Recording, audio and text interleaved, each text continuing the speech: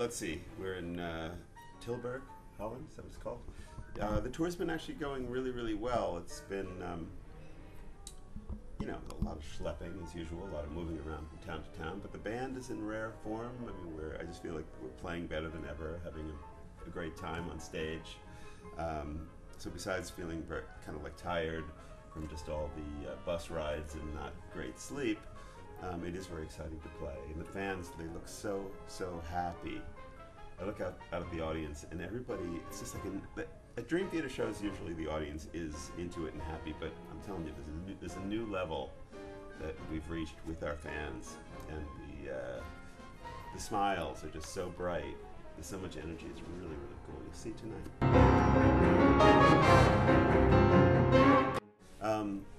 Yeah, so like this past year I did an orchestral album, Explorations. I also released All That Is Now, which is a very gentle piano album, as well as the Dream Theater album, and before that the Jordan Rudess album, and there were a lot of styles.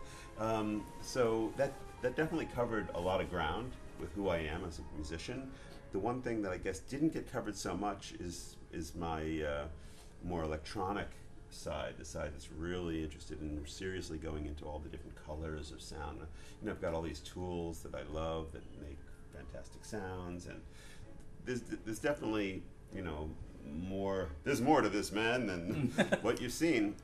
And everybody, you know, people always ask me, like they kind of are interested in the fact that I'm playing so many different styles. And I always say, you know what, like my whole life is really about music. So it's not like I have a lot of other hobbies, whatever. I'm completely like invested, and that's just the way my brain thinks. So I like a lot of different things, and I play a lot of different things as well. Mm-hmm. And you know, the interesting thing is that with Dream Theater, I mean, Dream Theater is this great stylistic blend of music that I'm passionate about, but it's not everything of who I am. There's a lot of things that I really need to express musically that go like in different directions than what Dream Theater would put on an album. So that's one of the reasons that I feel the need to kind of like keep doing solo albums. I want to do an orchestral thing, and I want to do a piano thing, and I want to do an electronic thing. Mm-hmm. And the country western album is going to come out soon. Yeah, you know, we're all looking forward to that. So.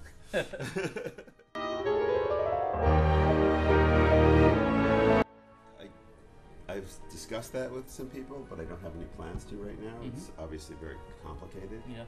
You know, because you got to get an orchestra and bring them on the road, and find an orchestra in every city.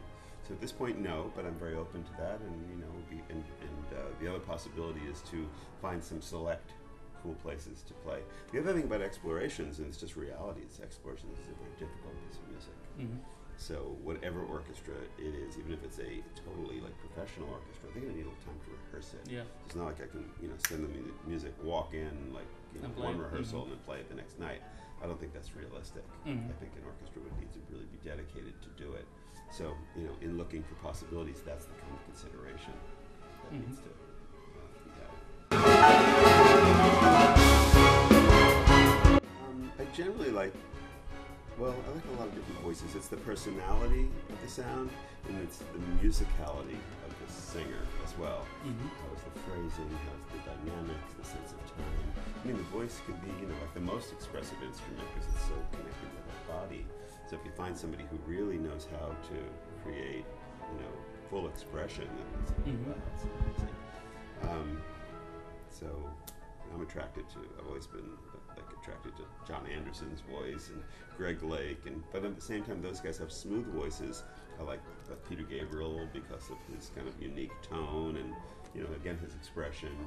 I think James, you know, our singer has a beautiful voice. It's very, you know, it's like a trained voice, but the tone of it is really great. And you can tell when he sings like something that's soft, how musical he is, because the phrasing and the sense of, you know, give and take of time is just very natural.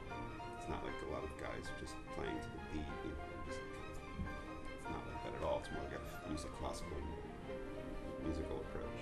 Mm-hmm.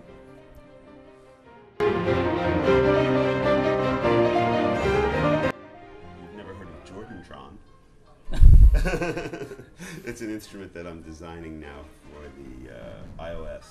It'll be for the iPad.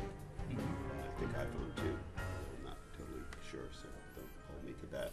But the Jordan is going to be an iOS app and it will have some of Jordan's greatest sounds on it. Like some of the really big, kind of cool layered sounds and some of the rock sounds I use.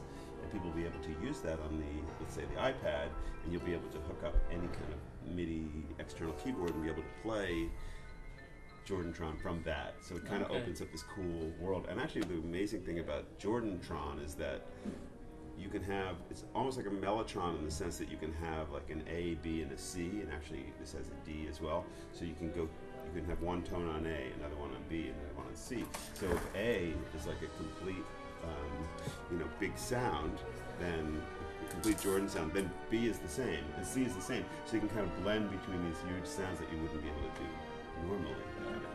It's really cool.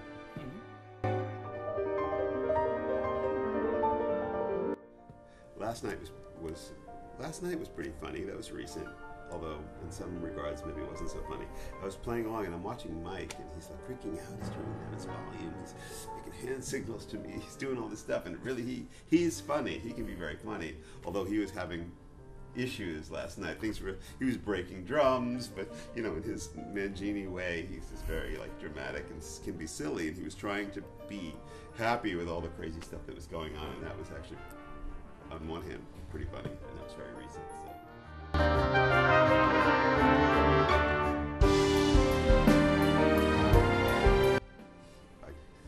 I was in a band with him many years ago, and he is a great musician. Yeah, he's kind of one of the most influential keyboardists.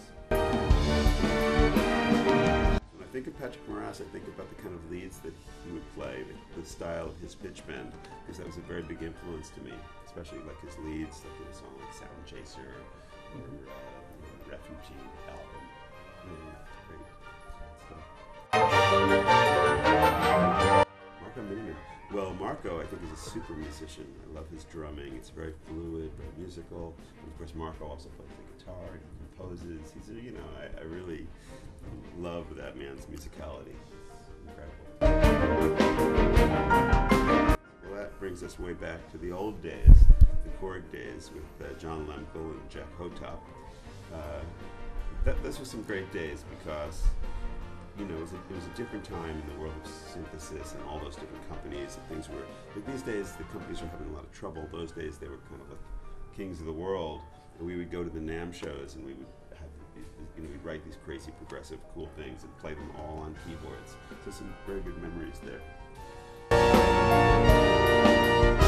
Mozart. Well, I recently played a piano concerto of Mozart's, and that was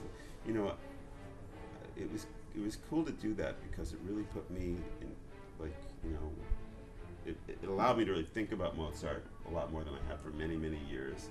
And I remembered that, even in the sound that sometimes seems very simple, there's a lot of complexity, and to play it really well, it truly does take a lot of subtlety and control. And so, maybe Mozart. John Petrucci. Well, I think that John Petrucci is one of the best guitar players in the world. He's just so, and he's not only a fantastic, guitar player that just stands above, like, pretty much everybody except for the other, like, real greats. I think that John is just an interesting guy because he is, really, really nice. He's very strong. He's got his personality, being in a band with him it's interesting he's an interesting person to be around because he can be very friendly, and he is very friendly, and he can be very nice, but he also can be very, like, he can get the job done. Something needs to be, something needs to happen. He can handle things very well, so, yeah. Genesis. I was just thinking about Genesis recently because